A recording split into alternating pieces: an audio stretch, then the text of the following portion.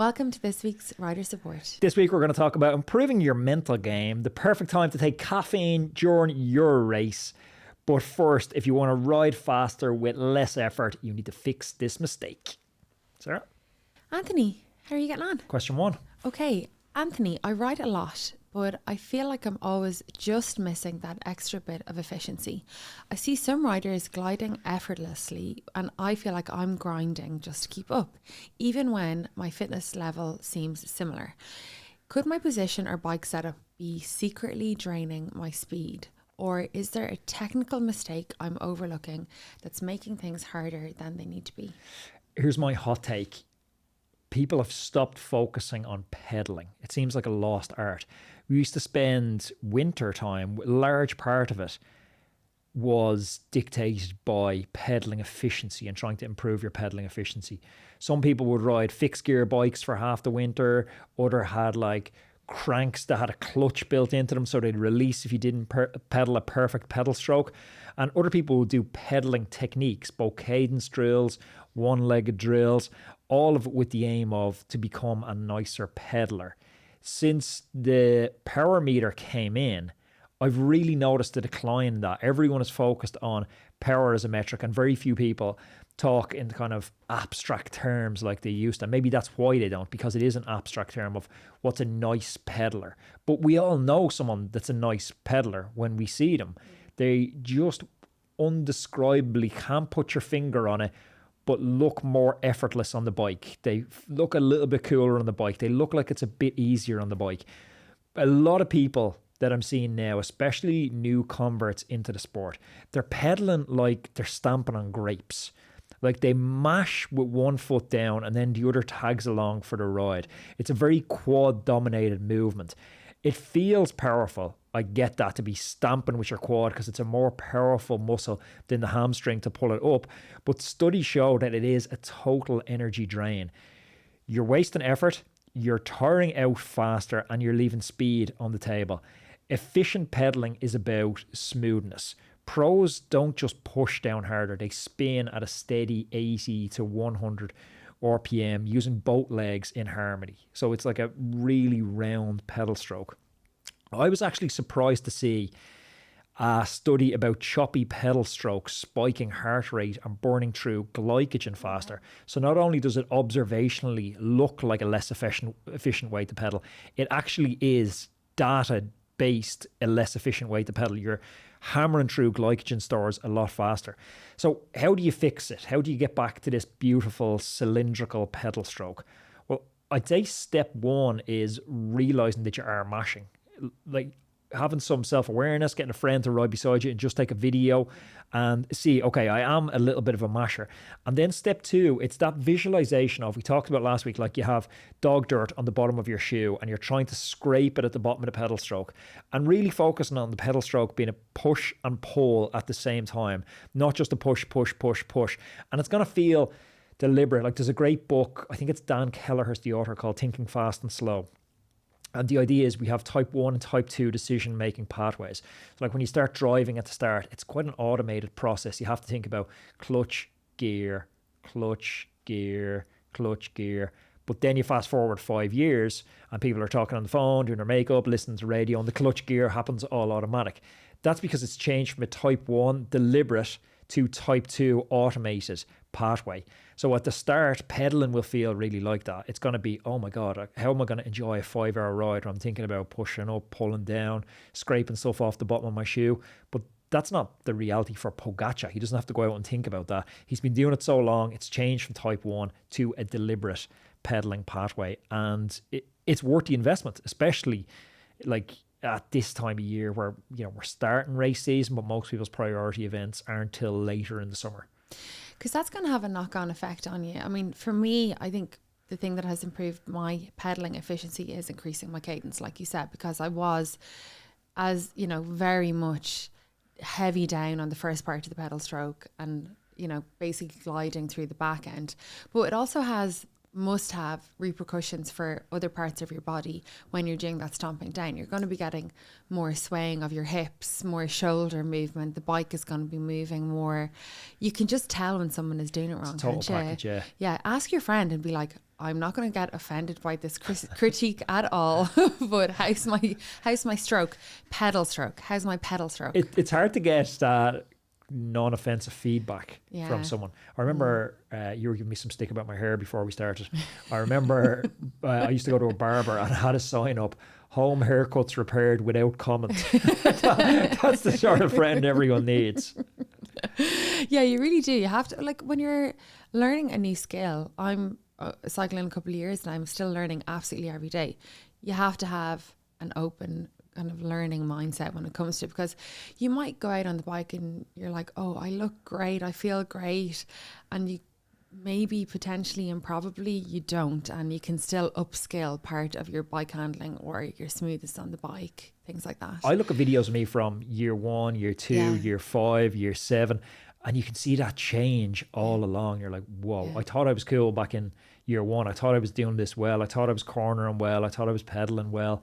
And then 2 years later, you're like, oh my God, I look like a totally different rider. Yeah. You're not doing it wrong. You're just at an early part. Yeah. Not you specifically, but everyone that's getting started. They're not doing it wrong. They're just at an early part of the journey. I think as well, we always go back to watch the good lads, don't we? It's such a kind of simple mantra that we have here at Roadman. It's like, if you see somebody who looks good on the bike, for me, I think that you look like you were born on a bike, that it's part of your mechanics almost, you know what I mean? But then other people, you see them on a bike, it looks like it's almost alien, or they're afraid of it, or it just doesn't look right. Same with Sean McKenna, who I always mention. So if you find someone in your club that is a few steps ahead of you, and watch them, and don't be afraid to ask them as well to have a look at your technique too. Yeah, okay. I think you could even expand on watch the good lads to go deconstruct the good lads and seeing how they got. Don't just go, oh, they have a nice pedaling stroke. How did they get the nice pedaling stroke? Yeah, I mean, are they doing exactly what you said? Are they doing drills? Have they upped their cadence? Yeah, I totally agree. Okay, next question. Hi, Anthony and Sarah. We know it's legal in most places to ride 2 abreast, but some drivers absolutely lose their minds when they see it. I was out on a group ride last week, cruising along, when a guy in a white van started leaning on the horn and screaming at us to ride. It's always a white van, isn't it? I know, to ride in single file, even though the road was wide, empty, and there was plenty of room to pass. We held our ground, but it got me thinking, what is the best way to handle drivers who have no clue about the actual laws? Is it ever worth engaging? And that's from Toby. The question isn't so much about the legality of riding 2 abreast. We have viewers from all over the world. I don't know the rules of the road locally. All over the road. I know for here in Ireland, I think it's the same in the UK. Someone correct me in the comments down below. You can ride 2 abreast and occupy the same space as a vehicle would on the road, like a motor vehicle would on the road, unless it's unsafe to do so. And the standard of it's unsafe to do so is a subjective standard. So you get to decide rather than a third party deciding if that's unsafe to do so. And that has to be with regard to all the relevant surrounding circumstances. So you're looking at, road width, speed limits. So if you did eventually have to go to court, you would need to justify your subjective mindset based on, I observed these few things and I thought, no, it's too dangerous. The thing to think about is with overtaking, a lot of times it's safer to ride 2 abreast because it totally means a car can't pass you. So if the road isn't wide enough for a car to pass me with 1.5 meters passing distance, a lot of time I don't see a point in singling out, because if I single out, I'm giving him back half a meter distance and now he can't pass me safely. So it's like, I want to be passed safely if I'm going to pass. Now, there's other times that slow speed through villages and stuff where you just don't need to be an asshole and riding 2 abreast if you're clogging traffic and everyone's going slow. But as a general rule of thumb, I think it's just good to be situationally aware. I think that's a really good point. Like, look, there's assholes in cars, there's assholes on bikes, there's assholes on skateboards, and you're always going to encounter, unfortunately, people like this. And I think you need to, as a cyclist, be kind of almost hyper aware. Like if you're chatting with a friend and you're 2 abreast and you're not concentrating, next thing you look around, there's a line of like 20 cars behind you or something. Don't kind of be like, oh, do you know what, F them, it's my right, it's our right to be riding 2 abreast. If it's in a safe location, then single out and try and give them a little bit of a dig out.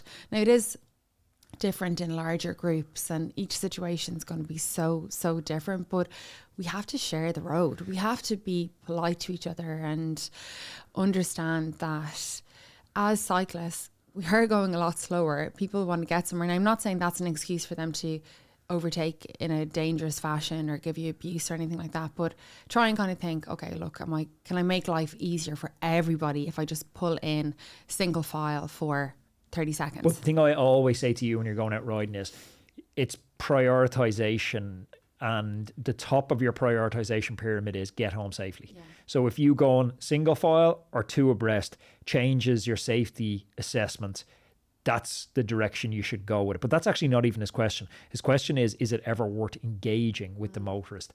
No, it's never worth engaging. You're never going to explain to somebody how they're wrong and you're right in this heated moment. If they're beeping the horn at you, they're already heated, tempers are lost. You're never going to convince a Man City fan that he should be a Man United fan. Yeah, it's not going to be an eloquent conversation that you have if you tap on his window and try and talk to him about it. Definitely not if you tap on his window. You know what I mean? It's always just going to escalate into shouting and everyone trying to get their point across. So what is the point?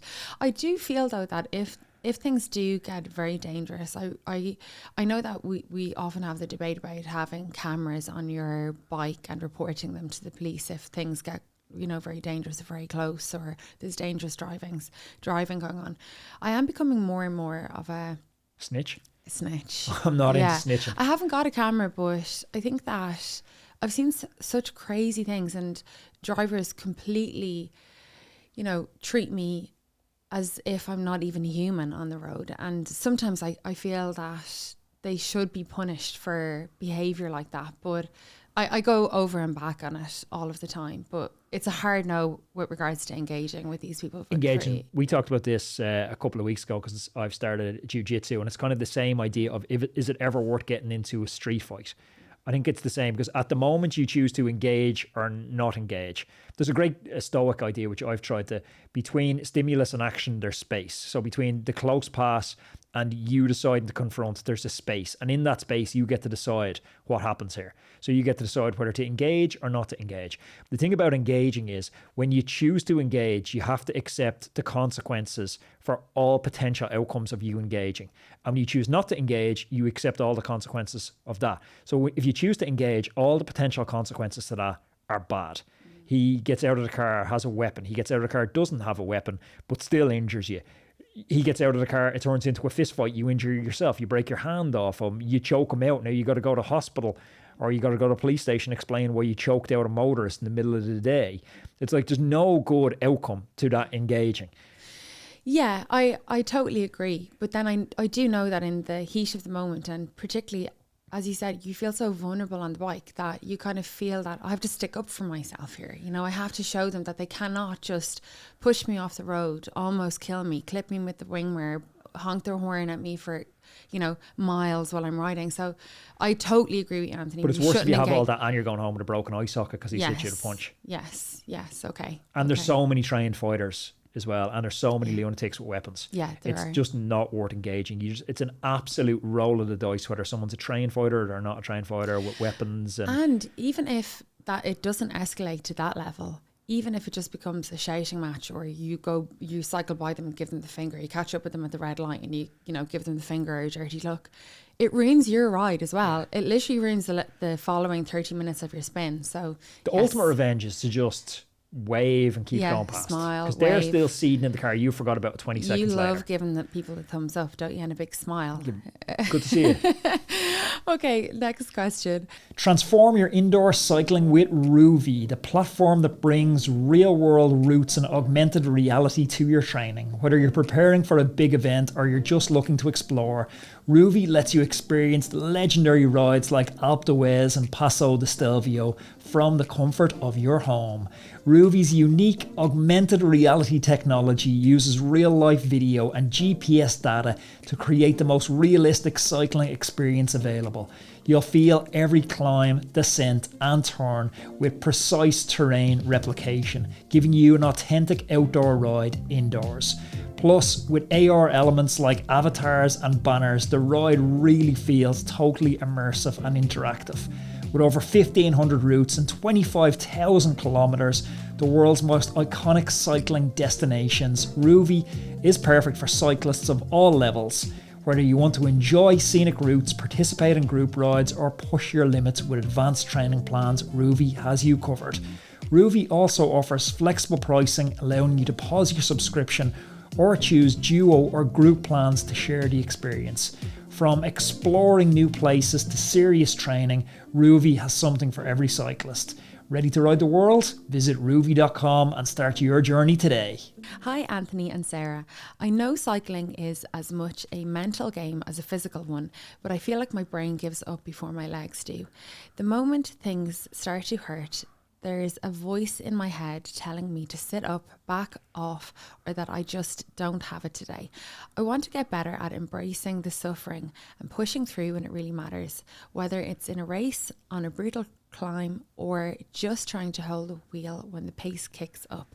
How do you actually train mental toughness? Are there any tricks or techniques to stop that voice in my head from convincing me to quit?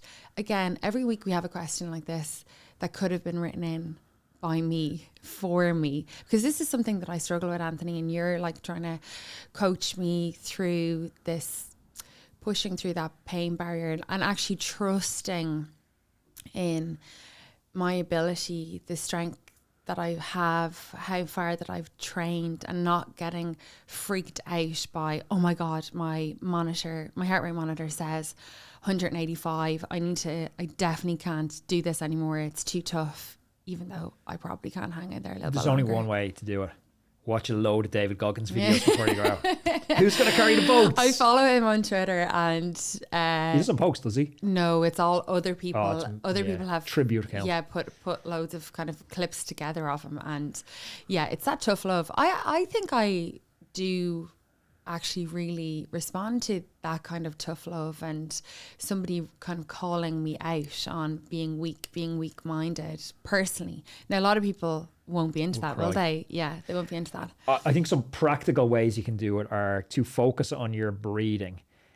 It sounds like quite simplistic, but when the pain starts to creep in, that's normally associated by the negative voice saying, you know, you're not enough, you're an imposter.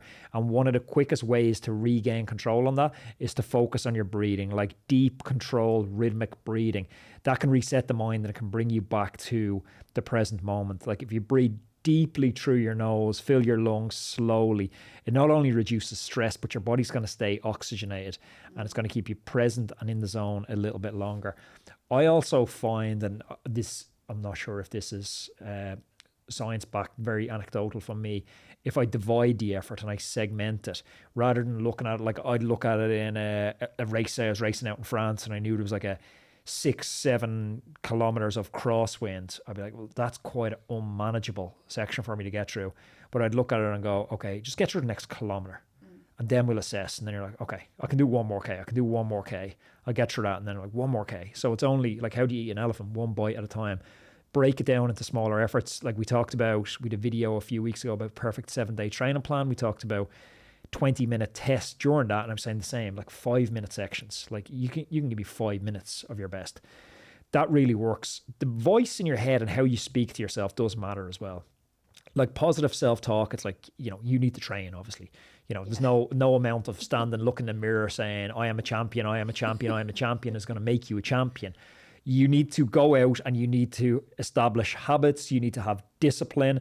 That discipline and those habits lead to progress, and then you can be proud of that progress and slowly change that voice from a negative voice to a positive voice. But in those moments when you are defaulting back to a negative voice, I think it is important to have almost like a little mantra, like I'm stronger than this, or I can handle this pain, or this is what the sacrifices were for. Some little mantra like that you repeat a couple of times just to snap yourself out of it and bring you back to the present moment and think, no, I have prepared for this. I totally fall into that. I can't, you know, I'm coming apart. Like the other day we were coming back from the group spin. There's a segment in the group ride that everyone races, and Anthony wasn't racing, but he was trying to bring me around at speed on his wheel. And I every kind of couple 100 meters I was saying to him, I can't, like, I'm gone, I'm done. And Anthony, when we got home, was like, Sarah, the fact that you could even say out loud, I can't, I'm done, meant that you had more energy. You could have hung on for at least another 10 seconds. The other thing that you always say to me that I try and do now as well, a few things. One is, it's not going to be this painful forever. Like, so not relax into the pain, but know that this is going to end. Like, if you're in a really hard segment of your group ride or your race, it's probably going to last 30 seconds, a minute, 2 minutes. Like, know that it's going to end and that you are going to have a little bit of recovery time. And then again, kind of going back to what you were saying, Anthony, even when I'm doing my efforts, my VO2 max efforts on the indoor trainer, and I get off and I'm saying to you, oh, I got my heart rate up to 181 this week. Last week I was only at like 179, and it's just incrementally trusting myself that I can push it farther and farther and having that confidence. And I think that's exactly what you said. That comes from the training as well. So, but also I remember a team time trial, and so team time trial, it was a 5-man team time trial at the time. And if somebody okay, not to make this too boring, but the front of the team time trial, person 1 is who brings the entire line forward. You're only going as fast as person 1. Person 2, 3, 4, 5 are all in the shelter of person 1. But if person 2, who's in the shelter, pulls out of the line, now person 3 has to use energy to close the gap that's opened, which isn't bringing the group forward, because person 1 is still propelling the group forward. So I was doing a team time trial, and person 2 pulled out of the line because they're at, like, we're all dying. Everyone's dying. Yeah. Team time trial is the worst thing you'll ever do. Person 2 pulled out of the line. And afterwards, the experienced rider in the group absolutely went through him for pulling out of the line. He's like, you think we're not all hurting? He's like, if you pull out of the line in person 2, you better be having a cardiac arrest. You better be dead. Like, you better be puking on the side of the road. Yeah, calling Done. an ambulance. Can't move if you pull out in person 2. Do your turn and pull out on person 5, so you're not slowing the rest of us down. But pulling out on person 2 is a bitch move, like. Yeah. And yeah, it's funny, isn't it? Like, that's how I kind of, that's how I think about when I look back on these really hard days that I have on the bike, and I'm like, did I just pussy out? Did I push through? It's like, I think that having someone to coach you like that through your behavior and tell you never ever bitch out, but also some self-reflection on how your day went and where your thoughts were, and did you actually give it 100% for yourself, or did you, you know. But you can also ground this in reality with power meters, which everyone has now, where you're like, oh, I actually was pretty close to my 4-minute capacity when I got dropped. So you're not being unduly harsh on yourself for no reason. Like, we haven't all got this infinite capacity to keep pushing, otherwise we all have 600 watt thresholds. Yeah. So it does need to be rooted in realism as well, and not just like total fantasy. David Goggins videos, we're all capable of anything. There's a million books written about this topic, you know. Chin paradox, there's one. Yeah, chin paradox is amazing. That's just one example. There's loads of TED Talks. Just go and do a little bit of research into, and find something that clicks for you. Some kind of language, some kind of frame of mind, something that clicks for you, because everybody is very different. Okay, next question. Hi Anthony, this is my 2nd year racing, and I have a question around caffeine gels. We all know caffeine works, but when is the best time to take it during a long ride or race? Does it make sense to take some early to stay sharp, or is it better saved for late race boosts? Yeah, it's interesting. Caffeine delays time to exhaustion, changes perception of fatigue, and makes you a little bit more alert. So it's like, when do you want all that stuff? It works best when you haven't consumed a lot of caffeine in the days and weeks potentially leading up to it. So if somebody had a really priority event, coming off caffeine before going back on caffeine is more effective. A small dose early on in the race, I find, and data supports this, helps you stay sharp and focused for the initial parts of the race where the break is typically going. There's a lot of shaking and baking going on. Highest potential probably for a crash, as we see in the open weekend in Irish racing, where we just had an absolute stack up, like 2K into the first race of the season. Caffeine takes about 30 minutes to get through your system, to be metabolized and to have those effects. So taking it earlier, if you're looking to be sharp in the first 4 or 5K, taking it at the end of your warm-up could make more sense. Now, saving it late race or saving a little bit late race, like taking it 60 to 90 minutes before the end of the race, if you're getting ready for the final climb or the final sprint, like there's a big performance boost there because fatigue is really starting to set in and it's changing that fatigue perception. So I actually think it's just very situation specific. Like, how is the race panning out? Are you trying to go in the early break? Did you not make the early break? The key thing to remember is it's going to take roughly 30 minutes to set in. So you need to kind of dose as to what's happening 30 minutes from now. When it almost makes no sense to take is in the middle of the race, because it's going to just peter out at a point of the race. It'll have dissipated by the time you need it. So it's like identifying key parts of the race and trying to take it before those key parts, I think, is the best way to look at it. Did you take caffeine gels? I know obviously everyone takes gels when they're, to replenish their glycogen levels. And I know caffeine chews. I did notice, particularly in the Tour de France Femme last year, there was a couple of riders and I was like, what are they chewing? They're on the bike chewing gum, yeah. And so it's caffeine chewing gum that they're taking. So is it something that you played around with a lot? Or I take caffeine pills before races, especially before criteriums. I take them during my warm-up, time trials as well. And road races, I take safe caffeine gels for the last, again, depending on the situation. If I knew, it's a key point coming up and, it's quite suited to my strengths, I take a caffeine gel 30 to 45 minutes before that. Yeah, it's really good to know it takes about 30 minutes to kick in though, because that could go all wrong. Okay, next question. Roadman, I'm going to date myself here, but I've been riding the bike for almost 20 years. And in that time, I've cycled through every cycling apparel brand out there. And I kept swapping out different apparel brands each season until I found Le Col. There's something really different about Le Col, and as soon as you slip into the gear, you notice it feels different, it feels better. I've had the pleasure of chatting with Yanto Barker on the podcast. He's the Le Col founder, and his dedication to crafting the fastest, most refined cycling apparel out there, it's nothing short of inspiring. Yanto isn't just trying to create gear. I get the feeling he's actively and obsessively trying to perfect cycling gear. Trust me, as soon as you slip on the Le Col kit, as soon as you zip up that jersey, you can feel that commitment. The proof for Le Col, it's in the pudding. This is the same kit that Jay Hindley wore when he clinched overall victory in the Giro d'Italia. There's a confidence that comes with wearing apparel that's been battle tested and podium proven in races like the Giro d'Italia. Trust me, feeling good on the bike means you're gonna perform better. If you have a second, I highly advise you to jump on over to lacol.cc and check out their amazing range of kit and experience this feeling for yourself. Anthony and Sarah love the show, and I've heard Sarah mention on a few podcasts recently that she is trying to lose weight for her big events. I know cycling culture can be hyper-focused on power to weight, and I've seen this lead some female riders down an unhealthy path.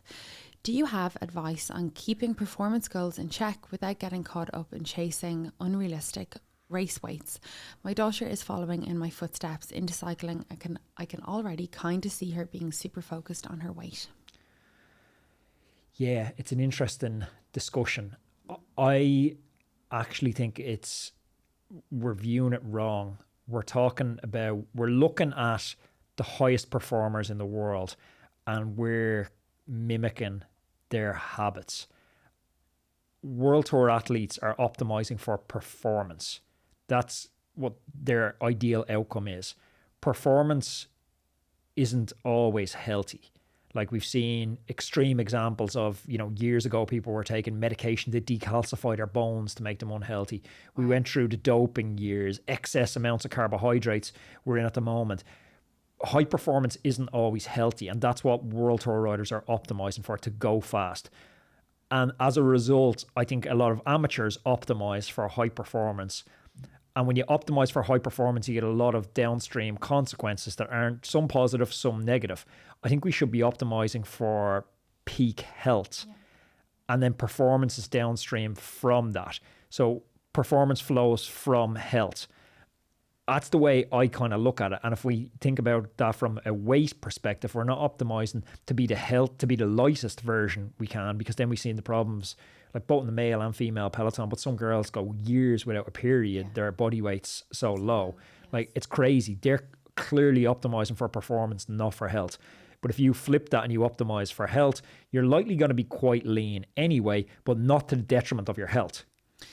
Yeah, I totally agree. And also we have seen a bit of a sea change in the pro peloton, and in conversations that you've been having over the last year or so, there seems to have been a shift with regards to fueling and nutrition, and how the pro riders are actually eating. You know, they train a lot, obviously, but it's not like go train for 7 hours, go home, have some fizzy water and a sleeping tablet. These guys are actually now absolutely optimizing each training session with the correct amount of fuel.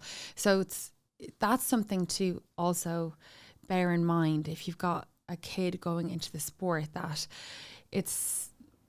there has been a little bit of a change in the way that it's looked upon these days. You know? Also, they're not forcing everyone to be the same rider. It seemed like in the 90s and early 2000s, no matter what type of rider you are, you're a climber. So you're looking at, you know, your Hincappies, Christian Van de Vels, every one of those trying to strip down to be the lightest possible version of themselves.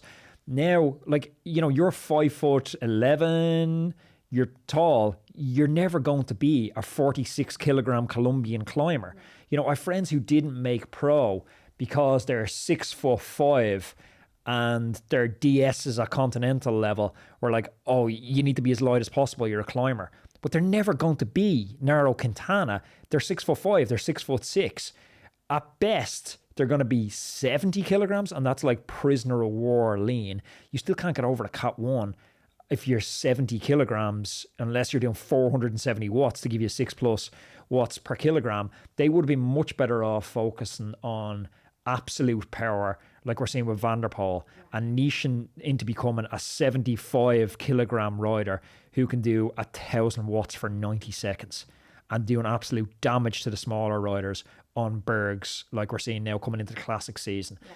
Different body types now are catered for, and we're seeing people different shapes within the peloton.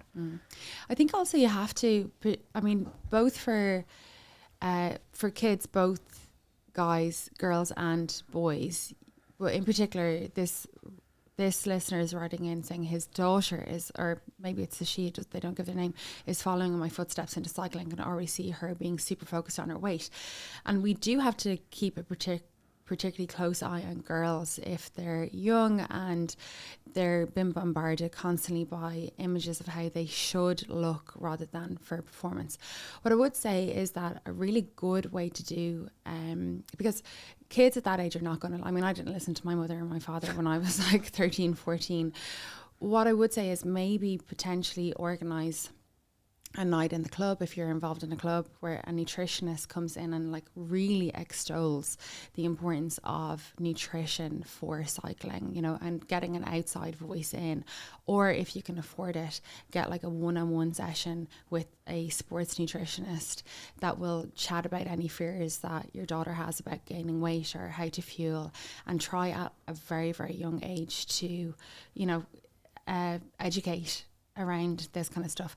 And the last thing that I will say is, and this is something that kids pick up on so much, is if you're not modeling a healthy relationship with food, if you're dieting, if you're not eating on the bike, and this girl or your son is out with you and they're like, oh well, dad or mom doesn't eat on the bike, they don't hydrate on the bike, they don't eat when they come in off the bike, they don't have a hearty breakfast before they come out on the bike. Well, they are sponges, they are going to see all that, and they will start modeling what you do. Okay, good advice. Thank you. Okay, next question. Anthony, I'm going to get my blood work done in a private medical centre next week. What are the specific markers you think I should look for in the results, given that I'm a cyclist? I train about 15 to 17 hours per week. I'm 34. Whoa, he's doing a lot of training. Yeah. Get ready for misinformation corner. Yeah, look, I'm not a doctor. I know, it's funny, it's hard, isn't it, when people write in with questions like this, because you're like, wow, this is very technical and medical, but look, there are some things that... Yeah, okay, so yeah, there's definitely some things you can look out for.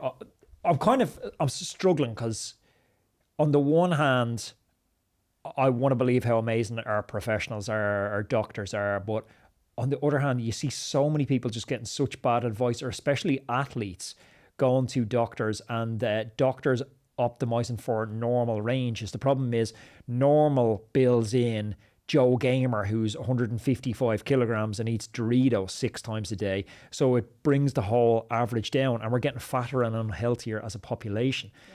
So if you can afford to get to specialists, sports clinics to get these interpreted, that's the best way to do it. There's some key stuff that I've always looked for, whether I've chatted with sports physiologists, biologists, or doctors through the years, that I think pertain to endurance athletes. And some of the stuff that you see typically going wrong, I think ferritin is an interesting one. You want to be in that 50 to 150 range. You'll see athletes that'll say, you know, get it tested and be like 20, and the doctor will say, well, that's fine. It's actually quite low. Iron's critical for oxygen transport, and low ferritin can lead to fatigue, decreased performance, and overall just impaired endurance. Yeah, it's so common. Low iron is really common, and if you get yourself into a situation where your iron is extremely low, it's actually very difficult to pull yourself out of that while you're training, and it will have a very detrimental effect on your season. So it's something that you need to be pretty aware of. You need to request to get it tested as well, because not everyone is going to test it.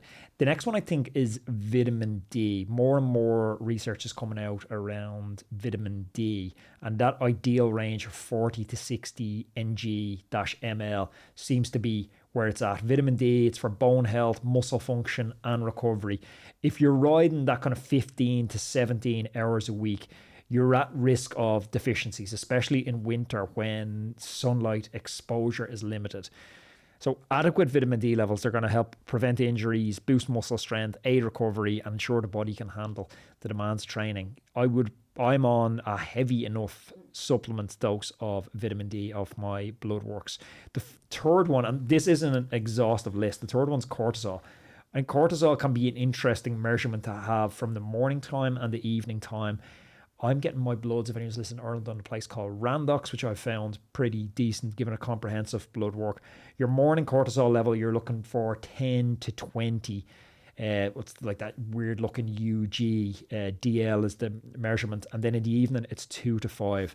So cortisol is the stress hormone. Did you do a podcast on cortisol? Yeah, I have. If I find it's gone back a while, and I can put it in. Yeah, try as link well. it. Elevated or sustained high levels from overtraining can lead to fatigue, poor recovery, weakened immune system. So monitoring cortisol, it helps you to understand how well your body's coping with the intensity of your training, and if you need to pull back that training level a little bit. Well, that's it, because your body looks at cortisol. You could be getting it from training stress or stress because you're fighting with your missus. Your body actually doesn't really understand, the differences a lot of times.